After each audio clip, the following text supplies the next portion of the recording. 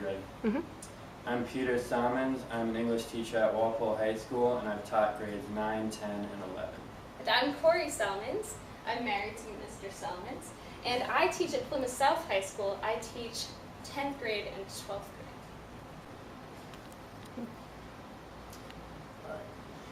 So fiction is an invented story that comes from the imagination. It's often written in narrative prose, whereas poetry is written in verse and plays are written in dialogue. If you're still unclear on what narrative prose is, if you open up the book To Kill a Mockingbird, that's essentially what it looks like. That's narrative prose.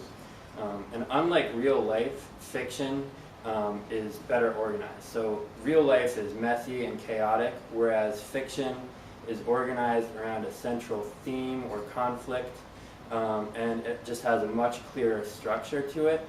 But when I'm writing fiction, or my advice to young people who are trying to write fiction, my advice would be to actually avoid obsessing over what rules to follow or what genre conventions to adhere to, and instead try to simplify the process. So one rule that I think is important is to treat writing as an act of communication, meaning that you want to make sure that what you're trying to get across is clear to the reader. If you're writing a book or a story and you're the only person that can comprehend the story, that's obviously not what writing fiction is supposed to be about. And when you think about the most talented writers that you love the most, whether it's a bestseller by Stephen King or a classic by David Foster Wallace, when you read those books, it feels like you're being directly communicated to. It feels like you're less alone because there's someone out there who processes the world exactly the way you do. And when you read that kind of writing, it also teaches you empathy. It teaches you to empathize with the other. For me, that often means I'm empathizing with handsome and charming characters like Jay Gatsby. But it can also mean that you're reading a writer with a radically different perspective from a radically different time and place, and you're learning to empathize with those who are very different from you, which is one reason why fiction is so powerful. Now, fantasy is a subgenre of fiction, and it is rooted in what is impossible. There's a focus on magic or the supernatural, other worlds, things that you could never find in your everyday life.